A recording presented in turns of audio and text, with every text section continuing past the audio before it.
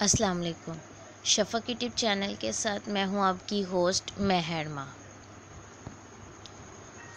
پر اسرار rich Bashir کی آنکھ کھلی تو اس نے اپنے برابر والی چارپائی پر نظر ڈالی۔ خالی چارپائی اس کا منہ چرا رہی تھی۔ وہ اٹھ کر دیکھنا چاہتا تھا کہ شکیلہ اس وقت اٹھ کر کہاں چلی گئی ہے۔ وہ چند دن سے نوٹ کر رہا تھا کہ رات میں شکیلہ اکثر کچھ وقت کے لیے چارپائی سے غائب ہو جاتی ہے۔ صبح ہونے پر وہ گھر پر ہی ہوتی ہے۔ اس بارے میں اس نے جب بھی شکیلہ سے پوچھا تو وہ ہر بار ہنس کر ٹال جاتی تھی۔ 2 روز پہلے بشیر کے زور دینے پر اس نے ہنستے ہوئے کہا، تمہیں وہم ہو گیا، میں بھلا رات میں کہاں جا سکتی ہوں؟ اگر میں اپنی چارپائی سے اٹھتی بھی ہوں تو زیادہ سے زیادہ باتھ روم تک جاتی ہوں۔ میرے ساتھ یہ کیوں ہوتا ہے؟ جب بھی میں کچھ وقت کے لیے نیند سے بیدار ہوتا ہوں تم چارپائی پر نہیں ہوتی۔ پہلے تو کبھی ایسا نہیں ہوتا تھا۔ ایسا ہونا تو نہیں چاہیے، میرا خیال ہے تمہیں خواب آتا ہوگا، شکیلہ نے کہا۔ خواب سے تمہاری کیا مراد ہے؟ کیا میں جھوٹ بول رہا ہوں؟ میں کب کہہ رہی ہوں تم جھوٹ بول رہے ہو؟ اکثر ایسا ہوتا ہے کہ ایک ہی خواب مسلسل کئی دن تک نظر آتا رہتا ہے۔ ایسے ہی تمہارے ساتھ ہو رہا ہوگا۔ خواب نہیں، حقیقت ہے یہ کہہ کر وہ چپ ہو گیا۔ بشیر اس وقت خاموش ضرور ہو گیا تھا، لیکن اس نے دل میں تہیہ کر لیا تھا کہ وہ یہ راز معلوم کر رہے گا کہ یہ کیا چکر ہے۔ بشیر کا گاؤں رحیم پور سے 1 میل دور پہاڑی سلسلے میں تھا۔ شہر جانے والوں کو انہی پہاڑی سلسلے کے بیچ سے گزرنا پڑتا تھا۔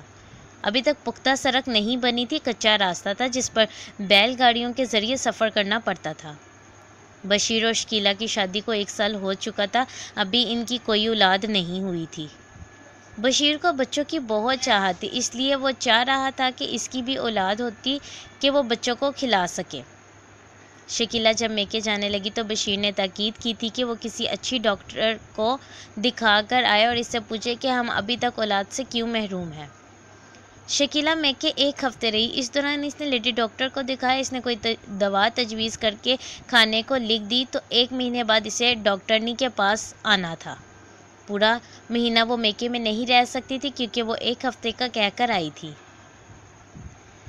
ان کے گاؤں سے فیضو بیل گاڑی سے گاؤں کے لوگوں کو شہر چھوڑنے اور شہر سے گاؤں جانے والوں کو لے کر شام تک آ جاتا تھا۔ شکیلہ جس دن بیل گاڑی میں گاؤں آ رہی تھی، اچانک بادل گھر آئے۔ ہر طرف اندھیرا چھا گیا، تیز ہوائیں چلنے لگی۔ بیلوں نے گھبرا کر تیز دوڑنا شروع کر دیا۔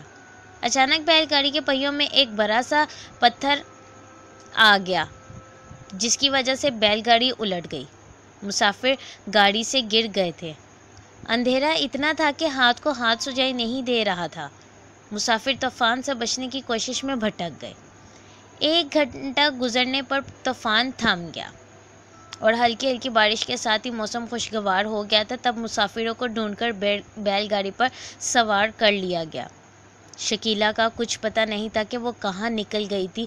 خوب تلاش کرنے پر شکیلہ نہ مل سکی۔ فضلو ابھی کچھ دیر اس کا انتظار کرنا چاہتا تھا، لیکن مسافروں کے شور مچانے پر اسے دوبارہ سفر شروع کرنا پڑا۔ طوفان آ جانے پر مسافر بوکھلا گئے تھے اور جلد سے جلد اپنے اپنے گھروں کو جانا چاہتے تھے۔ رات گئے تک شکیلہ گھر نہیں پہنچی تھی۔ بشیر بہت پریشان تھا کہ وہ گھر کیوں نہیں پہنچی۔ جب وہ فیضو کے پاس گیا تو اصل حقیقت کا اسے علم ہو جانے پر وہ پریشان ہو گیا۔ وہ شکیلہ کو تلاش کرنے اکیلا ہی چل پڑا۔ ہر طرف تاریکی کا راج تھا، پھر بھی وہ لالٹین کی روشنی میں شکیلہ کو فیضو کے بتائے ہوئے پتے پر ڈھونڈتا رہا، مگر شکیلہ کا دور دور تک کچھ پتہ نہیں تھا۔ رات کی تاریکی میں آگے بڑھنا نقصان دہ تھا کیونکہ آگے خونخوار درندے گھومتے پھرتے رہتے تھے۔ وہ ان کا شکار بن سکتا تھا، اس لیے وہ پلٹ آیا اور شکیلہ کی تلاش کا کام اگلے دن پر رکھ دیا۔ دوسرے دن صبح ہی سے شکیلہ کی تلاش شروع ہو گئی۔ گاؤں کے لوگ جنگل کے اندر بھی چلے گئے، وہ نہ ملنا تھی، وہ نہ مل سکی۔ سب نے ہی تصور کر لیا تھا کہ شاید وہ بھٹک کر جنگل میں چلی گئی تھی اور کسی جنگلی جانور نے اسے چیر پھاڑ کر کھا لیا ہے، ورنہ اگر وہ زندہ ہوتی تو ضرور مل جاتی۔ بشیر بھی صبر کر کے بیٹھ گیا تھا۔ اس بات کو 3 ماہ گزر جانے پر بشیر کو کبھی کبھی ایسا محسوس ہوتا تھا کہ جسے شکیلہ کو کسی جانور نے نہیں کھایا وہ ضرور زندہ ہوگی، کبھی نہ کبھی ضرور ملے گی۔ ایک دن اس نے سنا کہ پڑوس کے گاؤں مختار کوٹ میں ایک عورت جنگل سے ملی ہے جو گمسم سی ہے، کسی سے بات نہیں کر رہی، اگر کوئی بات کرے بھی تو جواب نہیں دیتی اور بری طرح سے گھور گھور کر دیکھتی ہے۔ کوئی عورت اس کو چھونے کی کوشش کرتی ہے تو وہ بوکھلا جاتی ہے۔ کسی کا خیال تھا کہ کوئی جانور اسے بچپن میں جنگل میں اٹھا کر لے گیا ہوگا اور اس نے اپنے بچوں کی طرح پالا ہوگا، اس لیے وہ انسانی زبان کو سمجھ نہیں رہی۔ کیونکہ جنگل میں بھیڑیے اور بنمانس بڑی تعداد میں موجود تھے، ان جانوروں کے متعلق پہلے ہی بہت سی کہانیاں مشہور تھیں کہ وہ بچوں کو جنگل میں اٹھا کر لے جاتے ہیں اور پالتے ہیں۔ ایسا بچہ انسانوں کے ہاتھوں لگتا ہے تو پھر وہ بڑے عرصے کے بعد جا کر ایک نارمل زندگی گزارنے کے قابل ہو جاتا ہے۔ غرض طرح طرح کی کیا سرائیاں پھیل چکی تھی، بشیر کو بھی شوق ہوا کہ وہ بھی جا کر دیکھے۔ مختار گوٹ جا کر اسے معلوم ہوا کہ اس عورت کو اسپتال میں رکھا گیا ہے تاکہ اس کی دیکھ بھال اور علاج کرایا جا سکے۔ اس عورت کو جب گاؤں کے لوگوں نے پکڑا تھا، اس وقت وہ ان سے خود کو چھڑا کر جنگل کے اندر بھاگ جانا چاہتی تھی۔ بڑی مشکل سے گاؤں والوں کے قابو آئی تھی۔ گاؤں والے اسے پکڑتے نہیں، لیکن انہیں شک اس طرح ہوا تھا کہ وہ اس کو چھپ کر جھاڑیوں سے دیکھ رہی تھی۔ اس نے جسم کے حصے کو کپڑوں کی بجائے درختوں کے بڑے پتوں سے چھپایا ہوا تھا۔ جب لوگوں نے اس سے بات کرنا چاہی تو وہ وہاں سے بھاگ کر ایک جھاڑی میں چھپ گئی۔ پکڑنے پر اس نے اپنے دانتوں سے ان کے ہاتھوں پر کاٹنا شروع کر دیا۔ بہت مشکل سے گاؤں والوں نے قابو کی تھی۔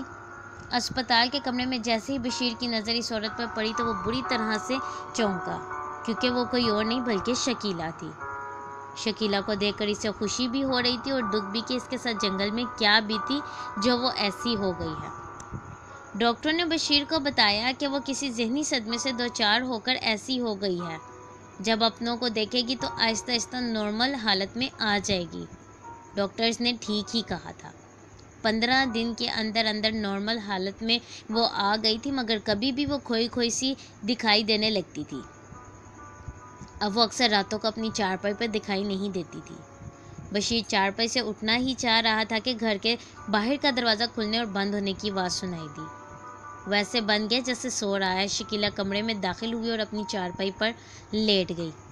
وہ بہت زور زور سے سانس لے رہی تھی، ایسے محسوس ہو رہا تھا کہ جیسے اس نے بہت بڑا فاصلہ بھاگ کر طے کیا ہے، جس کے باعث اس کی سانسیں اکھڑ گئی ہیں۔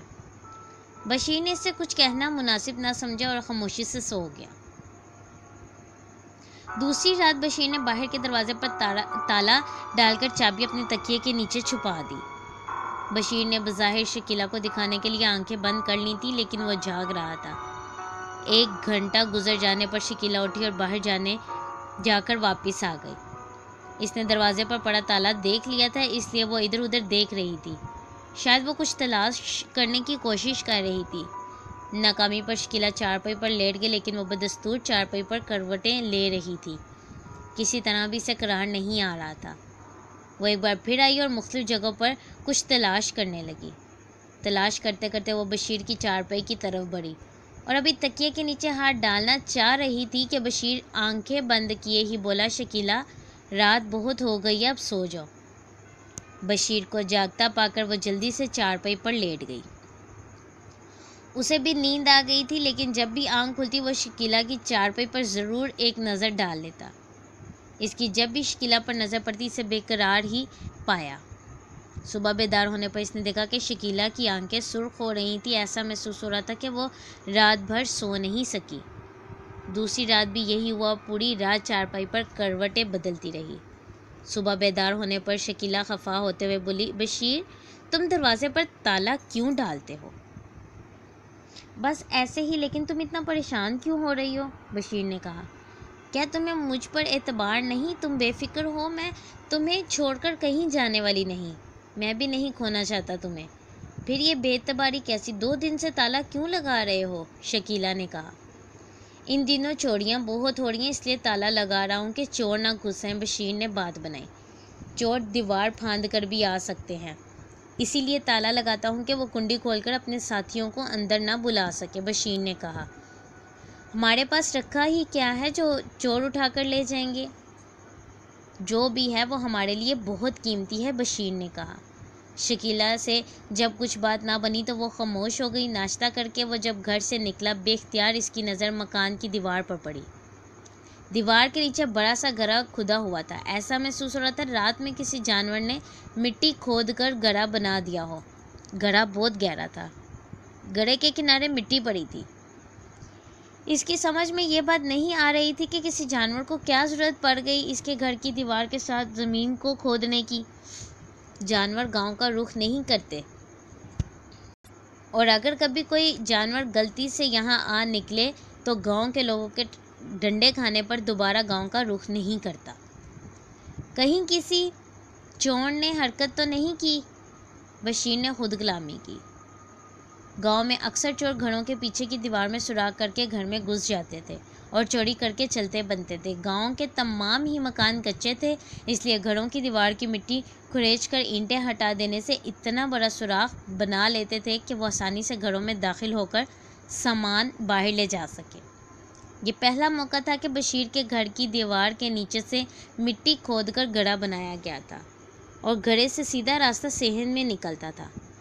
چوروں کا خیال آتے ہی وہ گھر کے اندر گیا اور پہوڑا اٹھا کر لے آیا اور گڑھے کے اوپر پڑی مٹی کو دوبارہ سے گڑھے میں ڈال کر زمین کو ہموار کر دیا۔ اس کام سے فارغ ہو کر وہ اپنی پرچون کی دکان پر چلا گیا۔ دن بھر دکان پر مصروف رہنے کے بعد رات کو وہ گھر لوٹ آیا۔ گھر میں داخل ہونے سے پہلے اس نے گڑھے والی جگہ دیکھی، وہ ابھی تک ہموار تھی، اسے دوبارہ نہیں کھودا گیا تھا۔ رات کا کھانا کھاتے ہی اسے نیند کے جھونکے آنے لگے اور وہ چارپائی پر لیٹتے ہی گہری نیند سو گیا۔ سونے سے پہلے وہ باہر کے دروازے کو تالا لگانا نہیں بھولا تھا۔ چابی چھپا کر وہ مطمئن ہو گیا، نہ جانے وہ رات کا کون سا پہر تھا کہ اس کی آنکھ کھل گئی۔ پیاس بھی بڑی شدت سے لگ رہی تھی۔ بشیر نے آنکھ کھولتے ہی شکیلا کی چارپائی پر نظر ڈالی۔ خالی چارپائی اس کا منہ چرا رہی تھی۔ اس نے ادھر ادھر نظر دوڑائی مگر شکیلا کمرے میں نہیں تھی۔ کمرے کا دروازہ ہلکا سا کھلا ہوا تھا۔ صحن کا منظر صاف طور پر دیکھا جا سکتا۔ صحن میں کوئی کالی شے دکھائی دی۔ وہ دھیرے سے اٹھا اور دروازے کو تھوڑا سا اور کھول دیا۔ صحن میں جو اسے منظر دکھائی دیا تھا وہ دیکھ کر حیرت زدہ رہ گیا۔ شکیلا صحن میں نیم اڑیا حالت میں پڑی تھی اور ایک کالا رچھ اس کے بدن پر اپنی زبان ایسے پھیر رہا تھا جیسے اسے تسکین مل رہی ہو۔ شکیلا رچھ سے بالکل بھی خوفزدہ نہیں تھی۔ چاند کی روشنی میں شکیلا کا چہرہ صاف دکھائی دے رہا تھا، وہ اس عمل پر بہت مسرور سی ہو رہی تھی۔ بشیر سے یہ منظر دیکھا نہیں جا رہا تھا، اسے اپنی بیوی پر بہت غصہ آ رہا تھا۔ اب اس کی سمجھ میں بات آ گئی تھی کہ اس کے گھر کی دیوار کے ساتھ مٹی کھود کر گڑھا کس نے بنایا تھا۔ یہ ضرور اس رچھ کی ہی حرکت تھی۔ اس نے گھر میں گھسنے کے لیے ہی زمین کھودی تھی۔ کوئی چور ہرگز ایسی حرکت نہیں کر سکتا تھا۔ رچھ کی حرکت پر بشیر کو بہت غصہ آ رہا تھا اور وہ اس کی پرواہ کیے بغیر کہ رچھ اس پر حملہ کر کے اسے نقصان بھی پہنچا سکتا ہے، وہ رچھ کو مارنے کے لیے کلہاڑی ڈھونڈنے لگا۔ جلد بازی میں وہ کسی چیز سے ٹھوکر کھا کر چارپائی پر گر پڑا۔ اس کے گرنے سے کمرے میں ہلکا سا شور ہوا تھا۔ وہ سنبھل کر اٹھ کھڑا ہوا۔ اچانک اس کی نظر دیوار پر لٹکی ہوئی کلہاڑی پر پڑی۔ بشیر نے کلہاڑی اپنے ہاتھوں میں پکڑی اور صحن کی طرف لپکا۔ صحن میں رچھ موجود نہیں تھا، شکیلا کپڑے پہن چکی تھی۔ وہ تالا کھول کر دروازے سے باہر بھاگا۔ وہ ہر صورت میں اس رچھ کو کلہاڑی کے وار کر کے ہلاک کرنا چاہتا تھا۔ باہر رچھ کا دور تک نام و نشان نہیں تھا۔ بشیر رچھ کی تلاش میں ناکامی پر واپس آ گیا۔ شکیلا بری طرح خوفزدہ اور سہمی چارپائی پر بیٹھی ہوئی تھی۔ وہ بشیر کو غصے میں دیکھ چکی تھی، اس لیے اسے یہ اندازہ لگانے میں دیر نہیں لگی کہ بشیر نے صحن کا منظر دیکھ لیا ہے، اس لیے وہ سخت غصے میں ہے۔ شکیلا یہ سب کیا تھا؟ مجھے کچھ نہیں معلوم۔ اس رچھ کی آنکھوں میں نہ جانے کیا کشش ہے کہ میں بے خود سی ہو جاتی ہوں، اور وہ جو چاہتا ہے میں اس کے اشاروں پر وہی کچھ کرنے پر مجبور ہو جاتی ہوں، شکیلا نے بتایا۔ راتوں میں بھی اٹھ کر تم اس رچھ کے پاس چلی جاتی رہی ہو، بولو یہ سچ ہے نا؟ بشیر نے اسے گھورتے ہوئے کہا۔ ہاں یہ سچ ہے، یہ کہتے ہوئے اس کی نظریں جھک گئی۔ بشیر سخت غصے میں تھا، شکیلا دل ہی دل میں بری طرح خوفزدہ تھی۔ اسے خطرہ تھا کہ کہیں غصے میں وہ اسے ہلاک نہ کر دے، اس لیے شکیلا نے کچھ چھپانے کی بجائے صاف صاف بتانے کا ارادہ کر لیا۔ شکیلہ آج میں بہت غصے میں ہوں، غصے میں کچھ بھی کر سکتا ہوں، اس لیے مجھے سب کچھ بتا دو کہ تم گم کس طرح ہوئی تھی، تمہارے ساتھ جنگل میں کیا بیتی تھی کہ تم اپنے ہوش و حواس کھو بیٹھی۔ اس دن میں بھٹک کر جنگل میں جا نکلی، اندھیرا اس قدر چھا گیا تھا کہ کچھ بھی نظر نہیں آ رہا تھا۔ میں اندازے سے ایک طرف بڑھتی چلی جا رہی تھی، نہ جانے کتنی دیر چلتی رہی، مجھے کچھ ہوش نہیں رہا، بس میں طوفان سے بچنے کے لیے پناہ حاصل کرنا چاہتی تھی۔ بالآخر طوفان سے بچنے کے لیے ایک جگہ مل ہی گئی، پہاڑیوں کے اندر ایک غار تھی، میں اس غار کے اندر داخل ہو گئی۔ غار میں داخل ہونے پر خود کو مطمئن محسوس کر رہی تھی، طوفان تھم جانے پر میں غار سے نکلنا ہی چاہتی تھی کہ ایک ریچھ غار کے باہر کھڑا مجھے گھور رہا تھا۔ اسے دیکھ کر میرا دم خشک ہو گیا، میں اس کی موجودگی میں غار سے باہر ہی نہیں جا سکتی تھی۔ اس سے بچنے کے لیے مجھے کوئی ترکیب لڑانی تھی، فوری طور پر بچنے کے لیے میرے ذہن میں یہی ترکیب آئی کہ میں دم سادے زمین پر پڑ جاؤں، ہو سکتا ہے مجھے مردہ سمجھ کر یہاں سے چلا جائے۔ میرے زمین پر لیٹنے پر وہ تیزی سے میری طرف لپکا اور مجھے سونگھنے لگا۔ میں اپنے خوف پر قابو نہ پا سکی اور بے اختیار میرے منہ سے چیخ نکل گئی اور میرا بدن زور زور سے کانپنے لگا۔ ریچھ نے میرے جسم پر زبان پھیرنی شروع کر دی، نہ جانے اس کی زبان میں کیا اثر تھا کہ میرا خوف جاتا رہا۔ میں نے کانپنا بند کر دیا، میرے جسم میں عجیب سا سرور آ رہا تھا۔ پھر مجھے کچھ یاد نہیں رہا میرے ساتھ کیا بیتی۔ جب ہوش آیا صبح ہو چکی تھی، جنگلی پھل میرے پاس پڑے تھے، بھوک بہت زور کی محسوس ہونے پر میں نے وہ پھل کھا لیے۔ ریچھ غار میں نہیں تھا۔ اس موقع سے فائدہ اٹھا کر میں جیسے ہی باہر آئی، مجھے ریچھ نظر آ گیا۔ گھبرا کر میں واپس غار کے اندر آ گئی۔ پیاس کی شدت مجھے محسوس ہونے پر میں پھر باہر آ گئی۔ مجھے دیکھ کر ریچھ ایسے میری طرف بڑھا جیسے پنجے مارے گا۔ پیاس لگی ہے یا پیاسی مر جاؤں؟ میں غصے سے بولی۔ میرے بولنے پر وہ رک گیا اور گردن جھکا لی اور آگے چل دیا۔ ایسے محسوس ہو رہا تھا وہ میری بات سمجھ گیا ہے۔ میں اس کے پیچھے کچھ دور چلنے پر ایک نہر نظر آئی۔ میں نے اپنی خوب پیاس بجھائی۔ میرے پانی پینے پر اس نے مجھے اپنے منہ سے اشارہ کیا۔ میں سمجھ گئی کہ وہ چاہ رہا ہے کہ میں دوبارہ غار میں چل دوں۔ میرے غار کی طرف چلنے پر وہ میرے پیچھے پیچھے چل دیا۔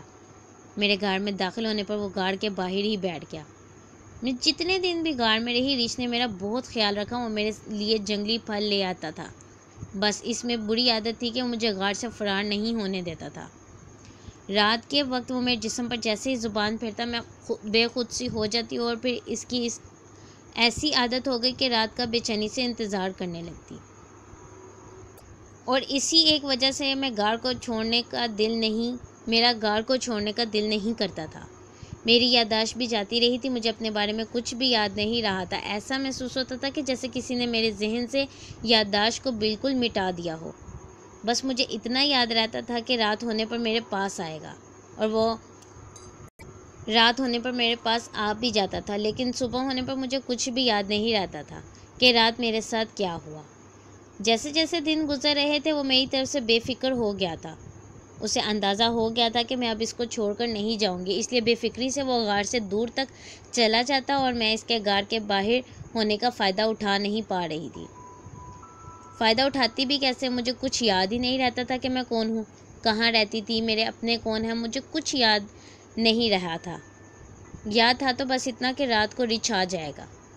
ایک دن میں نہر پر جانے کے لیے نکلی تھی کہ کچھ انسان نظر آئے۔ میں انہیں دیکھ کر گھبرا گئی اور چھپنے کے لیے ادھر ادھر بھاگنے لگی۔ میری حالت بھی خراب ہو چکی تھی، بال میل سے چٹے ہوئے تھے، کپڑے بھی پھٹ چکے تھے۔ پتوں سے جسم کے اعضاء کو چھپاتے ہوئے میں نے ان سے بچنے کی کوشش کی۔ جسم پر کالا کالا میل لگا ہوا تھا۔ وہ لوگ بات کرنے کو میری طرف آئے، میں جھاڑیوں میں چھپ گئی، وہ مجھے پکڑنے لگے۔ میں نے ان کو دانتوں سے کاٹنا شروع کر دیا، لیکن پھر بھی وہ باز نہیں اور پکڑ کر اسپتال لے آئے اور میرا علاج شروع ہو گیا۔ تم آ کر مجھے پہچان کر گھر لے آئے۔ میرا علاج ہو جانے پر میری یادداشت لوٹ آئی، مگر مجھے ریچھ کی یاد آتی تھی اور رات میں بے چین ہو جاتی تھی۔ راتوں میں مجھے محسوس ہوتا تھا کہ کوئی مجھے بلا رہا ہے۔ ایک رات میں دروازے کی کنڈی کھول کر باہر چلی گئی۔ گاؤں کے باہر مجھے کچھ نظر آ گیا۔ وہ ایک درخت کے نیچے کھڑا تھا۔ مجھے دیکھتے اس نے گردن کو ایک جھٹکا دیا، جیسے وہ مجھے اپنے پاس آنے کا اشارہ کر رہا ہو۔ میں بے خود سی ہو کر اس کے پاس چلی گئی اور درخت کے نیچے بیٹھ گئی۔ صبح ہونے سے پہلے پہلے میں گھر آ کر اپنی چارپائی پر لیٹ گئی۔ اب میرا ہر وقت یہ معمول ہو گیا تھا۔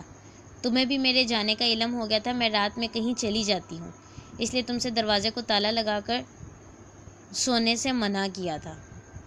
رچ نے جب دیکھا کہ میں درخت کے نیچے نہیں آ رہی تو اس نے دیوار کے نیچے زمین کھودی اور صحن میں آ گیا، اور صحن میں آنے کے بعد اس نے وہی کچھ کیا جو وہ غار میں میرے ساتھ کیا کرتا تھا۔ لیکن صحن میں جو کچھ ہوا وہ تم نے دیکھ لیا، اور رچ تمہیں دیکھ کر ہی صحن سے بھاگ کھڑا ہوا۔ میں نے پیش امام صاحب سے بات کرتا ہوں، بشیر نے سوچتے ہوئے کہا۔ وہ ایک بار پھر باہر گیا اور پھاوڑے سے دیوار کی زمین کو مٹی ڈال کر ہموار کر کے آ گیا۔ وہ مطمئن نہیں تھا، اسے یہ خدشہ لگا ہوا تھا کہ رچ دوبارہ پھر آ سکتا ہے۔ ساری رات اس کی آنکھوں میں کٹی۔ پیش امام صاحب صبح 9 بجے سے 12 بجے تک مسجد کے برابر مدرسے میں بچوں کو قرآن شریف کی تعلیم دیا کرتے تھے۔ بشیر مدرسے میں جا کر ان سے ملا اور پوری بات ان کی گوش گزار کی۔ اس کی بات سن کر پیش امام اشرف علی سوچ میں پڑ کے اس دوران وہ بھی کچھ پڑھ بھی رہے تھے۔ تھوڑی دیر تک ان کی یہی حالت رہی، پھر انہوں نے آنکھیں بند کر لی تھیں۔ پیش امام اشرف علی نے آنکھیں کھول کر بشیر کو دیکھا اور کہا، بشیر وہ انتہائی خبیث قسم کا جن ہے، اس لیے ان کے قبیلے کے جنوں نے اس کی جادوئی طاقت چھین کر رچ کی شکل میں اسے جنگل میں پھینکا ہوا ہے۔ جنگل میں جو عورت آ جائے وہ اپنی مقناطیسی آنکھوں کو استعمال کر کے اس کی یادداشت ختم کر دیتا ہے۔ اس عورت کو یاد ہی نہیں رہتا کہ وہ کون ہے اور کہاں رہتی ہے۔ پیش امام صاحب جب ان کے قبیلے کے جنوں نے ان کی جدائی یا جادوئی طاقت ختم کر دی تو پھر وہ کیسے کسی عورت کی یادداشت بھلا دیتا ہے؟ ہاں، یہ بات ایسے ہی ہے جیسے عمر قید کے ملزم کو قید کر دیا جاتا ہے، لیکن اسے جیل میں چلنے پھرنے، کھانے پینے اور دیگر ضروریات کی اجازت ہوتی ہے۔ اس لیے جنات کے قبیلے نے اس جن کی جادوئی طاقت ضرور ختم کر دی ہے، مگر تھوڑی بہت جادوئی طاقت دے دی ہے تاکہ وہ اپنا دفاع کر سکے۔ اگر اس نے جنگل میں شرافت کی زندگی مکرم مدت تک گزاری تو پھر اسے معافی مل سکتی ہے، امام صاحب نے بتایا۔ اس سے چھٹکارا کیسے لیا جا سکتا ہے؟ اس کا ایک حل ہے، میں تمہیں پانی بھر کر بوتل میں دوں گا، وہ پانی کسی طرح اس رچ کے سر پر ڈال دو۔ وہ پانی جیسے ہی رچ کے سر پر پڑے گا اس کے ذہن سے شکیلا کی صورت مٹ جائے گی۔ شکیلا کے سامنے آ جانے پر بھی وہ اس کے نزدیک نہیں آئے گا۔ یہ کس طرح سے ہوگا؟ وہ مجھے دور سے ہی دیکھ کر بھاگ جائے گا۔ اس کا آسان حل یہ ہے کہ تمہیں شکیلا کو اعتماد میں لینا ہوگا۔ وہ 1-2 دن چھوڑ کر تمہارے گھر تمہارے صحن میں ضرور آئے گا۔ تم چھت کے اوپر کنارے پر جا کر بیٹھ جانا اور شکیلا اسے چھت کے کنارے کے نیچے لے آ، اور وہ جیسے ہی مطلوبہ جگہ آئے تم اوپر سے پانی ڈال دینا۔ مجبوری یہ ہے کہ شکیلا اسے دیکھ کر خود پر قابو نہیں رکھ پاتی، بشیر نے بتایا۔ وہ رچ کی شیطانی مقناطیسی آنکھوں کے سبب ایسا ہوتا ہے۔ میں شکیلا کے لیے چند تویز دوں گا، وہ تمہیں روزانہ ایک تویز اسے پلانا ہوگا۔ اس کے پینے سے رچ کی مقناطیسی آنکھوں کا شکیلا پر کوئی اثر نہیں ہوگا، امام صاحب نے بتایا۔ امام صاحب سے دم کیا ہوا پانی اور تویز بشیر لے آیا۔ راستے میں یہ سوچتا ہوا آ رہا تھا کہ اچھا ہوا کہ رچ کے پاس زیادہ شیطانی طاقت نہیں، ورنہ نہ جانے کیا ہوتا۔ امام صاحب چھوٹی نوعیت کے کام کرتے تھے، لیکن پراسیب یا جنات کا سایہ ہونے پر علاج کے لیے وہ اپنے استاد جمن سائیں کے پاس شہر بھیجا کرتے تھے، اور وہ ایسے کاموں کے ماہر تھے۔ گھر آ کر بشیر نے شکیلا کو اعتماد میں لے کر سمجھا دیا کہ اسے کیا کرنا ہے۔ پہلا تویز پی لینے سے وہ رات بھر سکون کی نیند سوئی ہوئی تھی، جبکہ بشیر چھت پر پہرا دیتا رہا۔ پہلی اور دوسری رات ایسے ہی گزر گئی، رچ نہیں آیا۔ تیسری رات وہ صحن میں آ گیا۔ اس کے آتے ہی شکیلا کمرے سے سوتی ہوئی چارپائی سے اٹھ کھڑی ہوئی۔ شکیلا کو صحن میں آتا دیکھ کر ایک لمحے کو بشیر کو محسوس ہوا کہ وہ رچ کے سامنے راز نہ کھول دے، مگر ایسا نہیں ہوا۔ وہ تیزی سے رچ کی جانب بڑھی ضرور تھی، مگر پرمحتاط انداز میں واپس پیچھے ہٹنے لگی۔ اس کو پیچھے ہٹتا دیکھ کر وہ اس کی جانب بڑھا۔ آہستہ آہستہ وہ رچ کو مطلوبہ جگہ لے گئی۔ بشیر پہلے ہی تیار تھا۔ اس نے بغیر کسی تاخیر کے بوتل کا پانی رچ کے سر پر انڈیل دیا۔ پانی کا گرنا تھا کہ رچ جلال میں آ گیا۔ اسے جلال میں دیکھ کر شکیلا کمرے میں بھاگ گئی۔ رچ بھی کمرے میں جانے کے لیے بھاگا۔ وہ کمرے میں جانا چاہتا تھا، وہ جس تیزی سے کمرے کی طرف لپکا تھا اتنی تیزی سے پیچھے کی طرف آیا۔ رچ کو اندر جاتا دیکھ کر بشیر ایک لمحے کو ہاتھ پاؤں پھولے نیچے آنے لگا۔ رچ کے جلال نے بشیر کے ہاتھ پاؤں پھلا دیے تھے اور وہ تصور میں رچ کو شکیلہ پر حملہ کرتا دیکھ رہا تھا، لیکن ایسا نہیں ہوا۔ رچ جس گھرے سے صحن میں نمودار ہوا تھا وہ ویسے ہی چلا گیا۔ رچ کے چلے جانے پر بشیر نے سکون کا سانس لیا۔ کمرے میں شکیلہ بری طرح سے خوفزدہ تھی۔ جس طرح رچ اس کی جانب بڑھا تھا ایسا لگا تھا کہ وہ اس پر حملہ کرے گا۔ بشیر چھت سے نیچے اتر کر شکیلہ کا خوف دور کرنے کو تسلی دی اور یقین دہانی کرائی کہ وہ اب رچ دوبارہ نہیں آئے گا۔ بشیر نے ایک بار پھر گھڑے کو پھاڑے سے ہموار کیا اور کمرے کے دروازے کو کنڈی لگا کر سو گیا۔ صبح ہونے پر اس نے امام صاحب کو تمام تفصیلات سے آگاہ کیا تو امام صاحب نے مسکراتے ہوئے کہا، بے فکر ہو جاؤ، وہ رچ اب دوبارہ تمہارے گھر کا رخ نہیں کرے گا، بلکہ وہ پڑے ہوئے پانی کے اثر سے اس گاؤں کا راستہ ہی بھول جائے گا۔ میں ایک بوتل پانی اور دے رہا ہوں، اسے گھر کے چاروں کونے میں چھڑک دینا، ہر بلا سے محفوظ رہو گے۔ پیش امام نے ایک بوتل بشیر کے ہاتھ میں تھما دی۔ بشیر نے گھر جا کر امام صاحب کی ہدایت کے مطابق گھر کے چاروں کونوں میں پانی چھڑک دیا۔ ایک مدت گزر جانے پر بھی کبھی بشیر نے اس رچ کو دوبارہ نہیں دیکھا۔ اب بشیر باپ بھی بن گیا تھا۔ اس طرح کی مزید سسپنس اور ہارر ویڈیوز سننے کے لیے شفق یوٹیوب چینل کو لائک اور سبسکرائب کرنا مت بھولیں۔ شکریہ۔